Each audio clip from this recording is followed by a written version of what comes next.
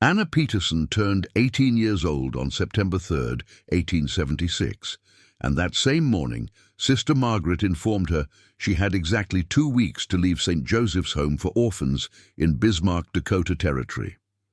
The orphanage kept children only until legal adulthood, age 18, then released them to make their own way, regardless of circumstances or preparation. Anna had lived at St. Joseph's since age 7, when both parents died from typhoid fever in 1865. 11 years of institutional life, shared dormitory with 14 other girls, work assignments in kitchen and laundry, basic education teaching reading and arithmetic, strict schedule enforced by Catholic sisters. Not harsh treatment, but not preparation for independent survival either. Sister Margaret was sympathetic, but policy was inflexible. "You're 18 now, Anna. The home serves children only. We cannot keep adult women. You have 2 weeks to secure employment and housing. The home will provide $40 severance and letter of reference. After September 17th, you must depart." $40 was approximately 6 weeks' wages for domestic servant or laundress. Typical employment for orphan girls. Should be enough to survive until finding work if she could locate affordable housing. But Bismarck had severe housing shortage in 1876. Railroad construction was bringing hundreds of workers. Every room was occupied or too expensive for young women with minimal savings. She spent September 4th through 10th searching desperately. Applied for positions as domestic servant, most required living with employer family, which meant surrendering independence and accepting whatever treatment employer provided. Applied at laundries and restaurants. Wages were $12 to $16 monthly, barely enough to survive after paying for room and food. Found one boarding house with room available October 1st, 3 weeks after orphanage deadline, costing $8 monthly for shared room with 2 other women, but had no income to pay for those 3 weeks between orphanage departure and room availability. September 11th, she faced reality. Would be homeless for 3 weeks minimum, possibly longer if employment took time to secure. Her $40 would deplete rapidly, paying for temporary shelter and food without income. That afternoon, walking through Bismarck outskirts, she saw abandoned grain silo that offered unexpected possibility. The structure was remnant from failed farming operation. Previous owner had built large grain storage silo in 1872, planning to establish grain trading business, buying from farmers, storing in silo, selling to railroad at profit. Business failed after 2 years when railroad established its own grain elevators. Owner abandoned property. Silo sat unused for 2 years. The silo was impressive structure, cylindrical tower built from heavy timber planks, 20 feet diameter, 30 feet tall, with conical roof. Designed to hold perhaps 500 bushels of wheat, approximately 15 tons of grain, keeping it dry and protected until sale, now empty, abandoned, slowly deteriorating. Anna examined silo carefully, recognizing advantages for her desperate situation. The cylindrical structure was solid, heavy timber construction far stronger than typical cabin. The size provided significant interior space. 20 feet diameter created floor area of 314 square feet, larger than many homestead cabins. The design was inherently wind-resistant. Curved walls deflected wind pressure rather than taking it head-on like flat cabin walls. Most importantly, the property appeared genuinely abandoned. Original owner had left Dakota Territory. No one was maintaining or using the structure. If she could convert silo into living space, might have shelter until finding permanent employment and housing. September 12th, she located property owner through land office records. Merchant in Fargo, who'd foreclosed on original silo builder. Wrote letter explaining situation. 18-year-old orphan needing temporary shelter, requesting permission to occupy abandoned silo through winter in exchange for maintaining structure and preventing further deterioration. Received reply September 14th, surprisingly agreeing to arrangement. You may occupy silo rent-free through April 1877, provided you prevent vandalism and maintain structure against weather damage. Property will likely be sold in spring. You'll need to vacate when sale completes. Now had legal permission to use silo. Needed to convert empty grain storage into livable shelter before September 17th deadline. She hired 2 day laborers, brothers named Eric and Lars Peterson, Swedish immigrants ages 22 and 19, offering $8 to help with conversion over 3 days. They agreed, intrigued by unusual project. September 14th through 16th, they worked intensively converting silo interior from grain storage to functional human dwelling. The project required creative problem-solving as they transformed structure designed for storing wheat into space suitable for living. The silo structure they started with was essentially hollow timber cylinder. Walls were constructed from vertical tongue and groove planks. Each plank approximately 10 inches wide, 2 inches thick, milled from pine timber. Planks were fitted tightly, creating circular wall 20 feet in diameter. Height was 30 feet from dirt floor to peak of conical roof. Total interior volume was approximately 9,400 cubic feet, vast open space echoing and empty. Original design had single loading door at ground level on south side, 4 feet wide, 6 feet high, adequate for moving grain sacks in and out. Small vent holes near roof peak prevented moisture buildup during grain storage. Dirt floor had drainage channel around perimeter preventing water accumulation.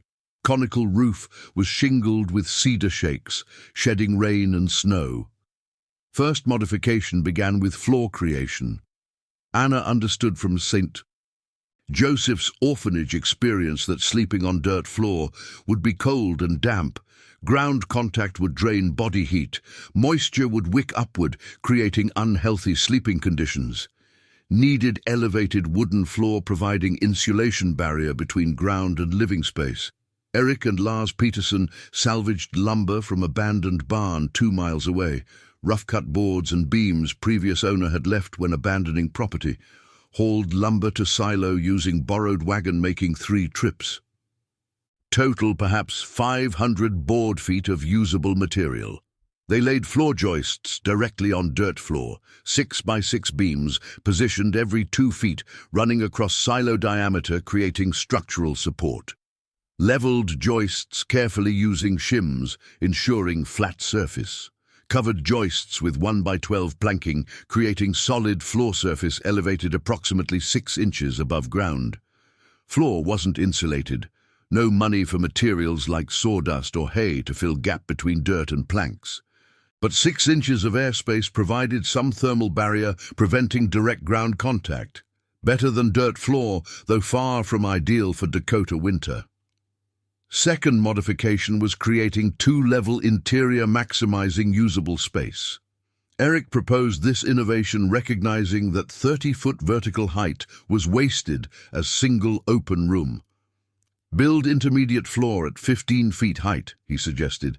Creates 2 floors each 15 feet high with separate usable areas.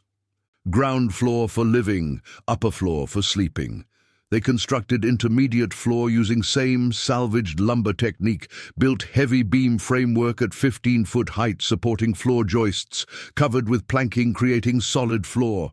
Access from ground to upper floor via simple ladder. 2 by 4 rails with 1 by 4 rungs nailed between, leaning against loft edge. Upper sleeping loft provided private space separated from ground floor living area. Floor area was full 314 square feet, but Anna could only use center portion. Outer edges near curved walls had minimal headroom, requiring crawling to access.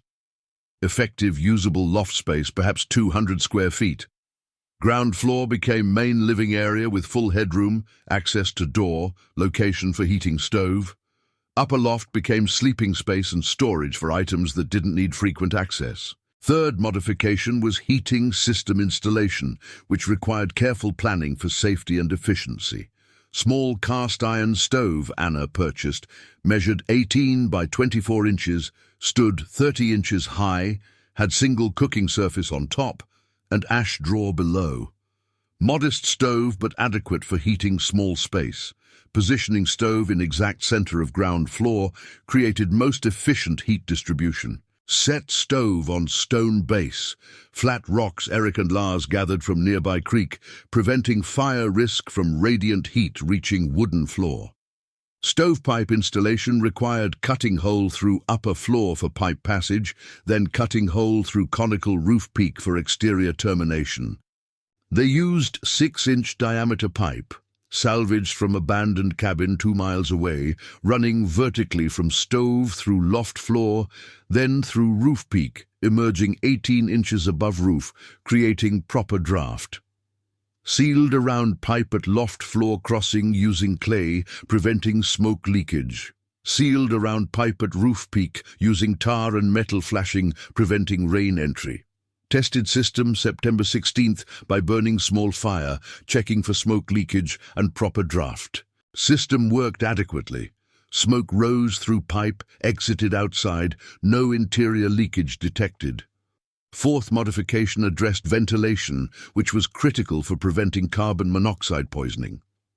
Original grain storage vents were tiny holes near roof peak, adequate for grain moisture control, but insufficient for human breathing and stove oxygen needs. They cut additional ventilation, 2 4-inch holes near floor level on opposite sides, providing fresh air intake.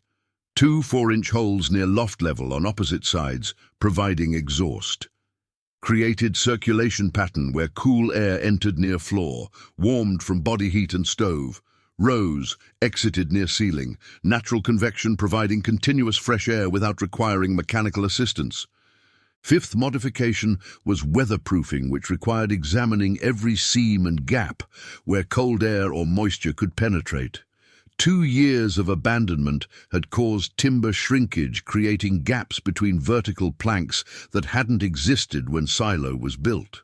They chinked these gaps using traditional method, packed moss into gap creating soft barrier, covered moss with clay mixture creating hard weatherproof surface. Worked systematically around entire circumference, examining every plank joint, packing and sealing. Took full day completing 20-foot circumference at multiple heights, requiring ladder work.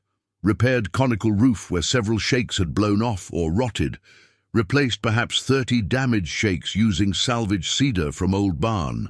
Sealed roof peak where stovepipe emerged using extra tar, ensuring watertight seal.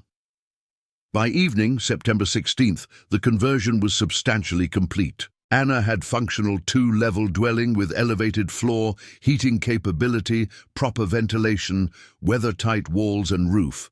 Total cost was $8 labor, $3 stove, $2 incidental materials, $13 creating shelter that would cost 0 monthly rent. She moved in September 17th, carrying her few possessions from St. Joseph's, 2 dresses, blanket, mother's Bible, tin plates, and cup. The silo was sparse and echoing, nothing like normal cabin, but it was hers, with no rent, no landlord, no rules except her own.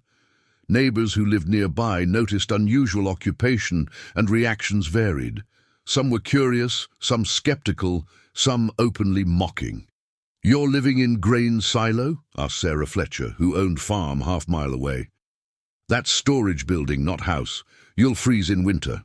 Those timber walls aren't insulated. Cylindrical shape means you can't bank earth for warmth. Seems desperate and foolish." "It's temporary until I find employment and proper housing," Anna explained. "Silo provides shelter I can afford, which is free, while I establish myself." Others were less kind. In town general store, she overheard merchants discussing her. "That orphan girl is living in grain silo like vagrant, sleeping in storage building meant for wheat. Shows what happens when orphanages release children unprepared for independent life. She'll fail before winter ends." But Anna persisted, focusing on survival, not mockery. Spent late September finding employment, secured part-time work, doing laundry for 3 families earning total $16 monthly.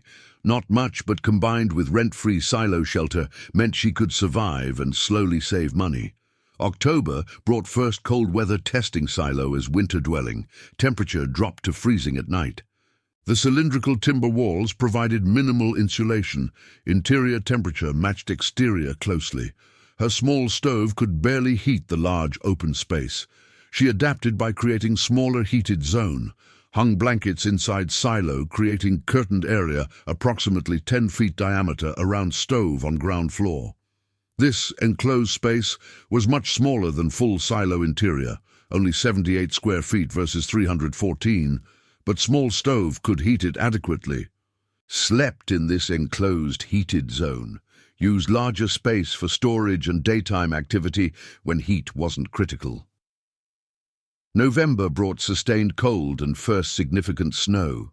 Silo's cylindrical design revealed unexpected advantages. The curved walls shed snow and wind far better than flat cabin walls. Snow would hit curved surface and slide off rather than accumulating. Wind would deflect around cylindrical shape rather than hitting flat surface, creating pressure. But isolation was challenging. Silo was located quarter-mile from nearest neighbor, mile from town. Winter travel through deep snow was difficult and dangerous. She could go days without seeing another person. December brought first serious test, week-long cold snap, with temperatures dropping to -10 and sustained wind. The silo performed better than expected. Cylindrical shape meant wind pressure distributed around curve rather than concentrating on single flat surface. Small heated zone stayed relatively warm. Structure felt solid and secure during high winds, when she could hear conventional cabins creaking and straining nearby. Then came the blizzard that proved Silo's value and saved lives beyond just Anna's. January 8th, 1877 started deceptively calm. Temperature around zero, light wind, partial clouds. But Anna had learned weather observation from Sister Margaret, who'd grown up on farm and understood atmospheric signs. Sky to northwest showed unusual appearance, uniform grey with slight greenish tint. Barometric pressure was dropping rapidly based on how her joints ached, reliable indicator she'd learned to trust. Wind was shifting from southwest to northwest, indicating cold front approaching.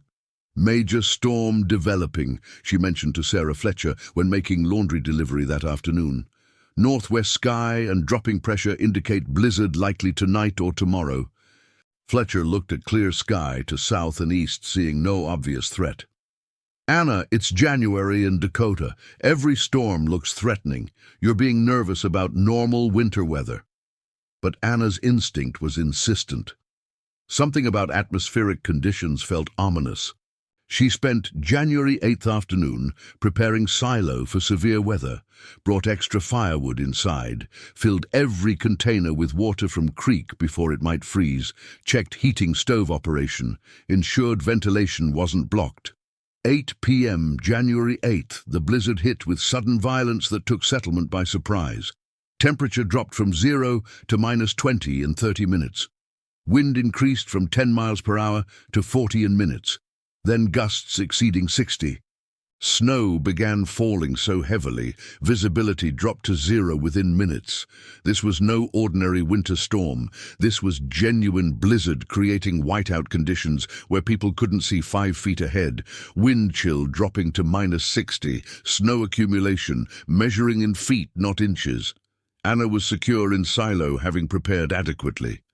Her small heated zone maintained livable temperature. Cylindrical structure was handling wind pressure beautifully. Could hear wind roaring outside, but silo wasn't shaking or creaking like conventional cabins would. The curved walls were deflecting wind efficiently around structure. But 9 p.m. she heard desperate pounding on silo door, someone seeking shelter. Opened door carefully against wind pressure, found Sarah Fletcher and her 2 children, boy age 7, girl age 5, covered in snow, nearly frozen, desperate. "Our cabin is collapsing," Fletcher shouted over wind. "Roof is failing under snow load and wind pressure. Can we shelter here?" Anna pulled them inside quickly, secured door against wind. Fletcher and children were suffering from cold exposure, wet clothing, shivering violently, showing early hypothermia symptoms. got them into heated zone, wrapped in blankets near stove, gave them warm water to drink. Cabin roof was buckling from snow accumulation, Fletcher explained through chattering teeth. Wind pressure was pushing walls inward. George went to check barn animals and couldn't get back to cabin through blizzard. I was alone with children when roof started cracking. Managed to reach silo following fence line. Couldn't see anything but held fence and kept walking until found silo door. They stayed overnight, January 8th to 9th, while blizzard continued raging outside. The silo proved to be remarkably good shelter. Cylindrical shape was shedding snow, perfectly preventing dangerous accumulation. Wind was deflecting around curve. Structure remained stable and secure. Morning, January 9th. Conditions were slightly improved, but still dangerous. Visibility perhaps 50 feet, temperature -15, wind 30 miles per hour. Fletcher's husband George appeared at silo door mid-morning, having survived night in barn with livestock, searching for wife and children. "Cabin is destroyed," he reported grimly. "Roof collapsed completely around midnight from snow weight and wind pressure. Walls are falling outward. We have no shelter, except barn, which isn't suitable for children in this cold." Fletcher family sheltered in Anna's silo 3 days, January 9th through 11th, while blizzard gradually diminished and they could make alternative arrangements. The cramped quarters housed 4 people in space designed for 1, but everyone survived warm and safe while Fletcher cabin sat demolished. But Fletcher family wasn't alone in needing refuge. January 10th morning, day 3 of blizzard, more desperate knocking on silo door. Anna opened to find elderly couple, the Johnsons ages 74 and 69, who lived quarter-mile away in small cabin that was failing structurally under sustained wind and snow. "Our cabin is coming apart," Johnson explained. "Walls are separating from foundation. Roof is sagging dangerously. We'll die if we stay there, but can't travel to town in these conditions. Can we shelter here temporarily?" 6 people now occupied silo designed for 1 person. Ground floor heated zone was severely crowded, but everyone fit. Adults sitting on floor, children in laps, everyone wrapped in shared blankets clustered around small stove. Upper sleeping loft provided overflow space, though it was unheated and cold. The silo continued performing remarkably well. Cylindrical design meant wind was deflecting smoothly around structure rather than creating dangerous pressure on flat surfaces. Snow was sliding off curved walls rather than accumulating. The 20-foot diameter provided enough interior volume that 6 people's combined body heat helped maintain temperature even in unheated areas. Blizzard finally broke January 12th after 4 days of sustained severe weather. Final count showed temperature had reached -35, wind had peaked at 70 miles per hour, snow accumulation totaled 42 inches with drifts exceeding 8 feet. Throughout settlement and surrounding farms, damage was catastrophic. 12 cabins were destroyed completely, roofs collapsed under snow load, or walls failed from wind pressure. Another 18 cabins had severe damage, requiring major repairs before occupation. Several barns collapsed, killing livestock. 2 people died from exposure, 1 man caught in fields when blizzard hit, 1 elderly woman whose cabin failed and she froze before reaching neighbor. But 6 people survived specifically because of Anna's grain silo shelter. Without that refuge, Fletcher family and Johnson couple would have died from exposure after their inadequate conventional cabins failed structurally. The silo showed minimal damage despite 4 days of extreme conditions. Some minor chinking had blown out requiring repair. Conical roof had lost few shingles, but structure remained fundamentally sound. Cylindrical design had withstood forces that destroyed flat-walled conventional cabins. January 13th, as survivors gathered assessing damage, Sarah Fletcher spoke publicly, acknowledging what many had been thinking privately. "Anna, we mocked you for living in grain silo. We called it desperate and foolish. But your silo sheltered 6 people through blizzard that destroyed our conventional cabins. The cylindrical shape that we thought was unsuitable for housing proved superior to conventional design in extreme conditions. Your desperation forced you to innovate, and your innovation saved lives. George Fletcher added technical observation.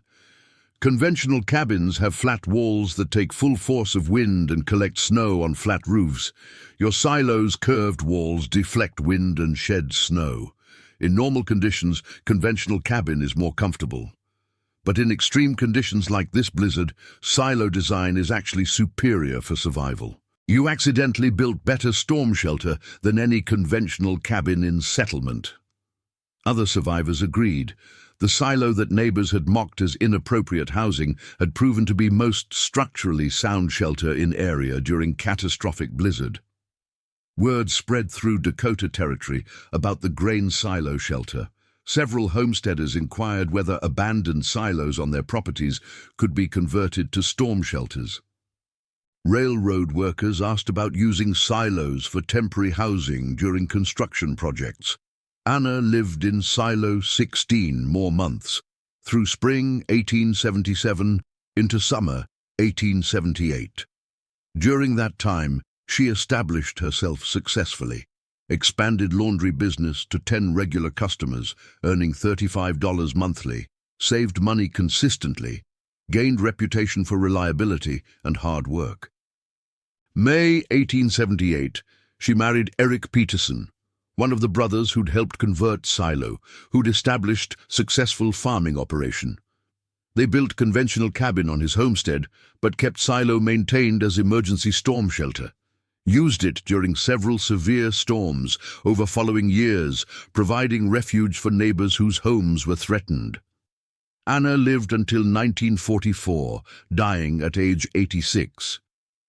Her obituary in Bismarck newspaper focused extensively on the grain silo shelter, the unusual dwelling she'd created at age 18 that saved 6 lives during 1877 blizzard.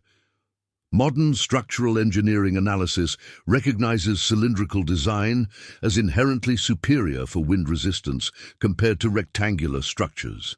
Wind pressure on curved surface distributes uniformly around circumference rather than concentrating on flat walls. Snow accumulation on curved surfaces tends to slide rather than building dangerous loads. Same principles used in modern geodesic domes and cylindrical storm shelters. The story is about a young woman forced into desperation by institutional policy requiring orphans to leave at 18, regardless of circumstances, who created unconventional shelter from necessity, who endured mockery from neighbors who judged unusual housing as foolish, who accidentally discovered through practical necessity that cylindrical grain silo provided superior storm protection compared to conventional rectangular cabins. Because sometimes desperation drives innovation better than comfort does. Sometimes the solution everyone mocks as unsuitable becomes the solution everyone needs when conditions turn extreme. Sometimes being forced to think differently leads to discovering better approaches than conventional wisdom provides. The grain silo everyone called inappropriate housing became the shelter everyone depended on when conventional housing failed.